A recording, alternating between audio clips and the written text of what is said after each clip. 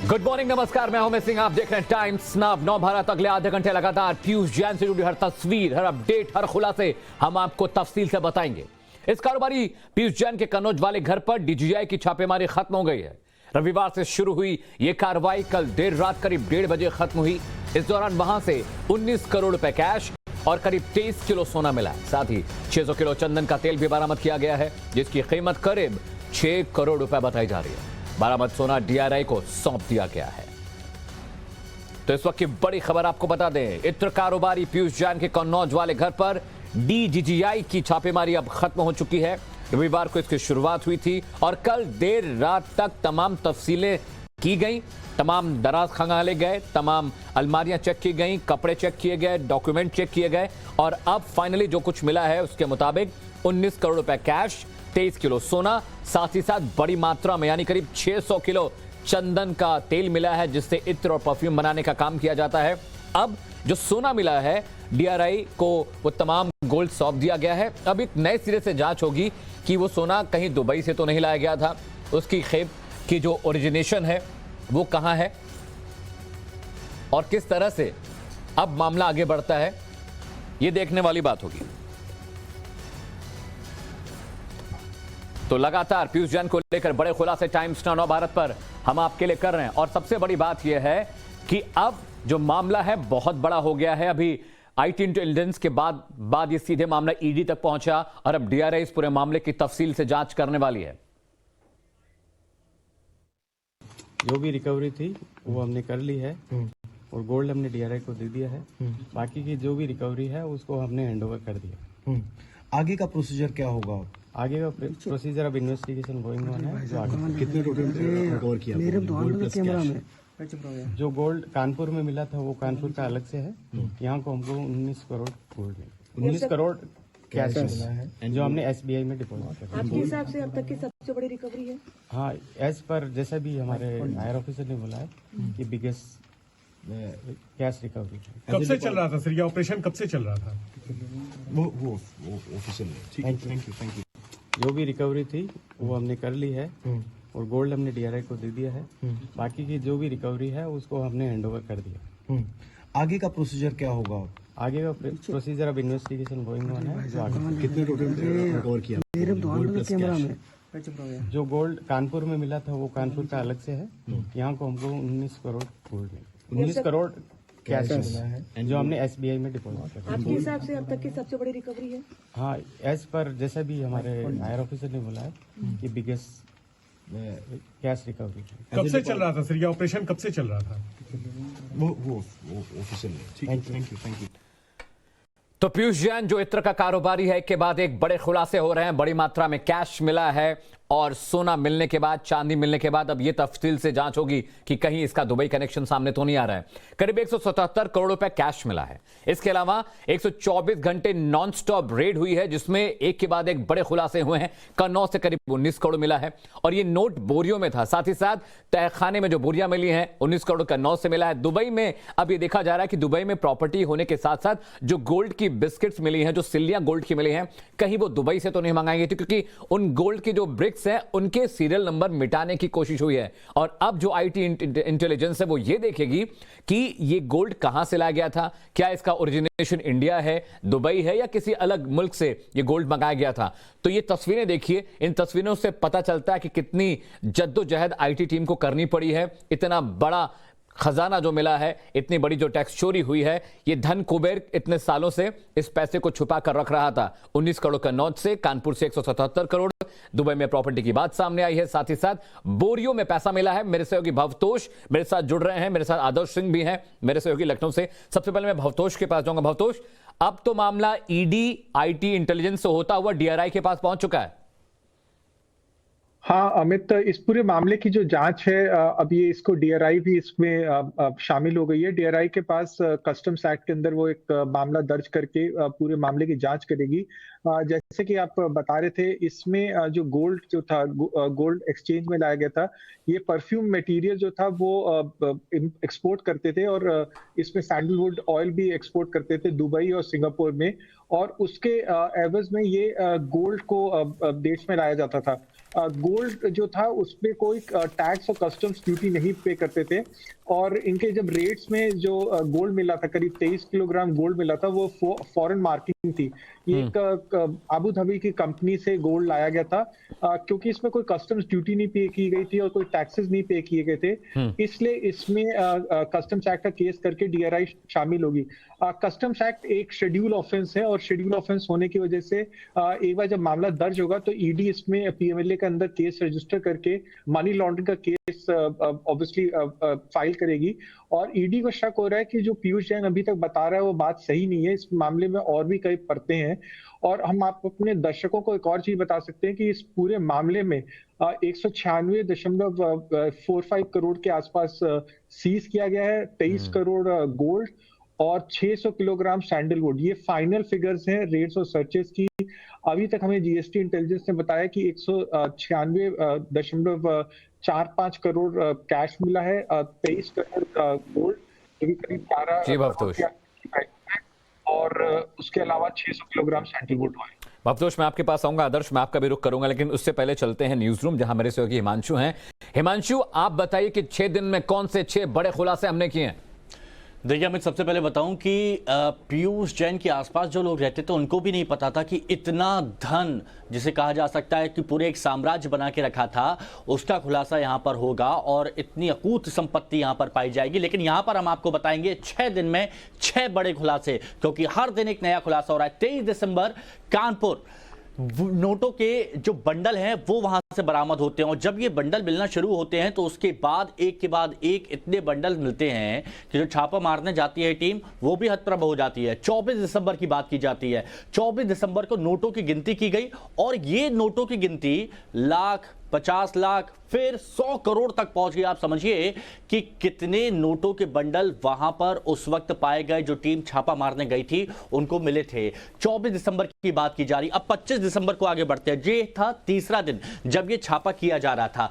Dubai में property के कागजात भी मिलते हैं। जब छापेमारी की जा रही थी तो उस छापेमारी के दौरान बहुत सारे दस्तावेज भी बरामद हुए, नकदी बरामद हुई, सोना बरामद हुआ। तो जब नकदी 100 करोड़ से ज्यादा पाई गई उसके बाद फिर यह पता चला कि दुबई में भी प्रॉपर्टी है। चौथा दिन यानी 26 दिसंबर, और 26 दिसंबर को कन्नौज में, देखिए एक कानपुर में रेड हो रही थी, दूसरी तरफ कन्नौज में रेड हो रही थी। तो 26 दिसंबर के दिन कन्नौज में बोरियों में नोट, सोने की ईंटें मिली, जिसका भी आप कुछ देर पहले हमें जिक्र कर रहे थे कि इसके सीरियल नंबर मिटाने की कोशिश की गई थी। उसके बाद 27 दिसंबर कानपुर, क्योंकि कानपुर में भारी तादाद में कैश बरामद किया गया था। कुल 177.45 करोड़ रुपए बरामद किए गए, और जो टीम छापा मारने गई थी वो अपने साथ में छोटी और बड़ी मशीनें लेकर गई थी ताकि नोटों की गिनती की जा सके। तो ऐसे में समझा जा सकता है कि कितना ज्यादा कैश बरामद किया गया है। 28 दिसंबर कन्नौज कुल 19 करोड़ बरामद किए गए हैं। यानी हर दिन एक नया खुलासा हुआ, और जब भी कोई नया खुलासा हुआ तो उस वक्त पूरी दुनिया सोच में पड़ गई कि आखिर कहां से इतना पैसा इस कारोबारी पीयूष जैन के पास आया, और इसके पीछे हर कोई हैरान कौन है? परेशान था। बंडलों में, बोरियों में नोट मिली हैं, चांदी और सोने की ब्रिक्स मिली हैं, करोड़ों का जो चंदन का तेल मिला है। मैं सीधे रुक करता हूं कन्नौज, जहां मेरे सहयोगी आदर्श हैं। आदर्श, कल आधी रात तक रेड चलती रही, फाइनली क्या आउटकम निकला है, और अभी आपके पास रेड को लेकर, जांच को लेकर किस तरह का अपडेट है? देखिए, जैसा कि मेरे सहयोगी ने बताया है कि इससे पहले 177.45 करोड़ रुपए कानपुर से बरामद हुए हैं, 19 करोड़ रुपए के आसपास कन्नौज से, और 23 किलो सोने के साथ साथ 600 किलो सैंडलवुड ऑयल यानी चंदन का तेल बरामद किया गया है। इसके साथ ही साथ जो सोना बरामद किया गया है वो डीआरआई को सौंपा गया है। इसके साथ ही अभी भी कुछ अधिकारी जो हैं वो घर में मौजूद हैं, और वो जो डॉक्यूमेंटेशन का प्रोसेस होता है वो पूरा कर रहे हैं। माना जा रहा है कि रेड लगभग खत्म हो गई है, और इस पूरे मामले में डीआरआई भी इन्वेस्टिगेट करेगी, क्योंकि जो पूरा मामला है वो सोने से जुड़ा हुआ है। और ऐसे में डीआरआई को ये शक है कि हो सकता है कि आने वाले दिनों में जो पैसे आए हैं कहीं वो सोने से कन्वर्ट तो नहीं किए गए हैं, या फिर सोने की कोई तस्करी तो नहीं होती थी। इन तमाम चीज़ों को लेकर भी छानबीन चलेगी। फिलहाल जानकारी के मुताबिक 14 दिन की जेल में हैं पीयूष जैन, और आगे की कार्रवाई भी हो रही है। आदर्श, प्रशांत का रुख करना चाहूंगा। कानपुर में मेरे सहयोगी प्रशांत भी अपडेट के साथ है। प्रशांत, कानपुर में भी क्या कुछ गिरफ्तारियां हो सकती हैं? अभी कितनी जांच पड़ताल बाकी है? क्या कानपुर के कुछ और ठिकानों पर रेड डाल सकती है आईटी? इसे लेकर कोई जानकारी?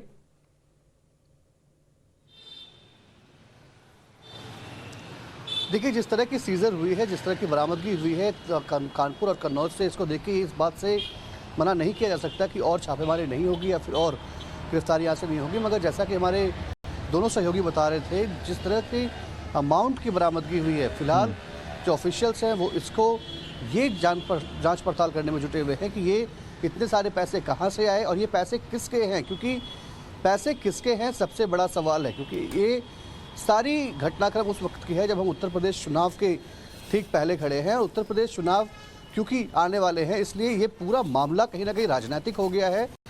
जहां एक और जो यहाँ की भाजपा सरकार है, वो उनका ये कहना है कि समाजवादी पार्टी की पेट्रोनेज पे ये लोग इतने दिनों तक रहे और ये ब्लैक मनी है। तो वहीं दूसरी तरफ अखिलेश यादव जो कि सपा के राष्ट्रीय अध्यक्ष हैं, समाजवादी पार्टी के अध्यक्ष हैं, उनका ये कहना है कि ये पैसे भाजपाइयों के हैं। उनका एक साफ ये आरोप है कि ये पैसे भाजपा के लोगों के हैं और ये दर्शाता है कि किस तरह से जो नोटबंदी थी वो पूरी तरह से फेल हो गई है। तो बड़ा ही दिलचस्प मामला है। मगर जिस तरह से बरामदगी हुई है उसके बाद इस बात से इनकार नहीं किया जा सकता कि ये स्टोरी अभी यहीं पे खत्म हो गई है, क्योंकि अभी भी जांच पड़ताल जारी है और चीज़ें निकल के सामने आ रही हैं। तो ये देखने वाली बात होगी कि आने वाले दिनों में कितनी और जगहों पे छापेमारी होती है और कौन कौन सी और एजेंसियां हैं, जैसे कि ईडी, डीआरआई, कौन कौन सी और एजेंसियां हैं जिनको कि रोप इन किया जाएगा इस पूरे घटनाक्रम की जांच के लिए। तो तीन मेरे सहयोगी भवतोष, प्रशांत और आदर्श लगातार एक अपडेट बता रहे हैं, हर एक अपडेट दे रहे हैं, हर एक तस्वीर को बता और समझा रहे हैं। हिमांशु मेरे सहयोगी न्यूज रूम से हैं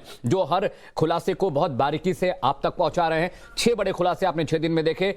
अभी भी लगातार रेड का जो सिलसिला है वो जारी है, तफ्तीश चल रही है। हालांकि कन्नौज में रेड, जैसा कि आदर्श बता रहे थे, रेड वहां पे रुक चुकी है, लेकिन प्रशांत ये कह रहे हैं कि अभी और गिरफ्तारियां हो सकती हैं, अभी रेड का सिलसिला चल सकता है। आदर्श का रुख करूं। आदर्श, जैसा कि आप बता रहे थे कि रेड हालांकि रुक चुकी है कन्नौज में, लेकिन अभी भी ये खबर आ रही है कन्नौज में कुछ और इलाके हैं, कुछ और एड्रेसेस हैं जहां पर आईटी रेड डाल सकती है।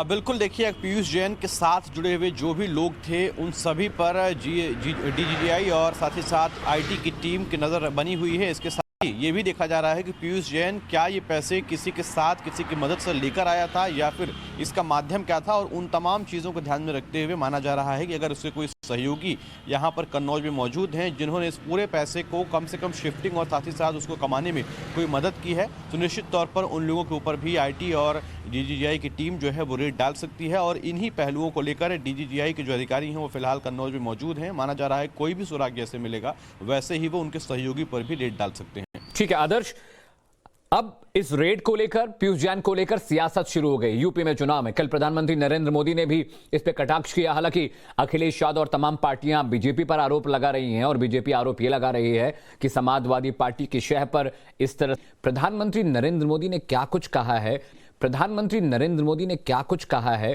पीयूष जैन के मसले पर, इस रेड को लेकर, आइए आपको सुनवाते हैं। बीते दिनों जो बक्से भर भर के नोट मिली है, नोट, उसके बाद भी ये लोग यही कहेंगे कि ये भी हमने ही किया है।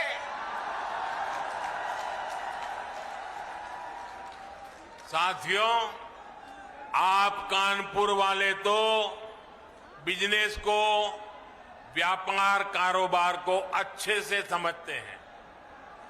2017 से पहले भ्रष्टाचार का जो इत्र उन्होंने पूरे यूपी में छिड़क रखा था, वो फिर सबके सामने आ गया है। लेकिन अब वो मुंह पे ताला लगा के बैठे हैं, क्रेडिट लेने के लिए आगे नहीं आ रहे हैं। नोटों का जो पहाड़ जो पूरे देश ने देखा, वही उनकी उपलब्धि है, यही उनकी सच्चाई है। यूपी के लोग सब देख रहे हैं, सब समझ रहे हैं। इसलिए वो यूपी का विकास करने वालों के साथ है, यूपी को नई ऊंचाई पर पहुंचाने वालों के साथ है। तो समाजवादी पार्टी भी वार पलटवार कर रही है। प्रधानमंत्री नरेंद्र मोदी को आपने सुन लिया, अमित शाह ने भी कल बहुत कुछ बोला है इस पर। इसके अलावा अखिलेश यादव ने भी बीजेपी को निशाने पर लिया। इन दोनों ने क्या कुछ कहा है वो भी सुनना जरूरी है आपके लिए। ये समाजवादी पार्टी की एबीसीडी ही उल्टी है। इनका है ए से मतलब है अपराध और आतंक, बी से मतलब है भाई भतीजावाद, सी से मतलब है करप्शन और डी से मतलब है दंगा। भारतीय जनता पार्टी ने ये पूरी एबीसीडी पर पानी फेरने का काम किया है। कुछ दिन पहले इनकम टैक्स विभाग ने रेड लगाई, भाई अखिलेश को पेट के अंदर बहुत मचलन हो गई। आज उनको जवाब देते नहीं बनता है। ये समाजवादी अत्तर बनाने वाले के वहां से 250 करोड़ रुपया कैश मिली है, 250 करोड़ रुपया। अगर योगी होकर के कोई झूठ बोले, भगवा वस्त्र पहन करके झूठ बोले, तो उसमें कोई भरोसा कैसे करेगा?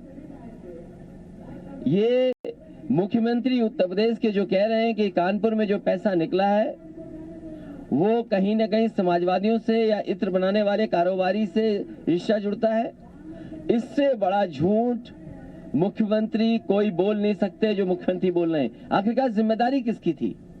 ये जो पैसा निकला है, क्या हवाई जहाज से आया होगा तो भारत सरकार है, ट्रेन से आया होगा तो इनकी सरकार है, सड़क के माध्यम से आया होगा तो इनकी सरकार है, अगर पानी के जहाज से आया होगा तो इनकी सरकार है। आखिरकार जिम्मेदार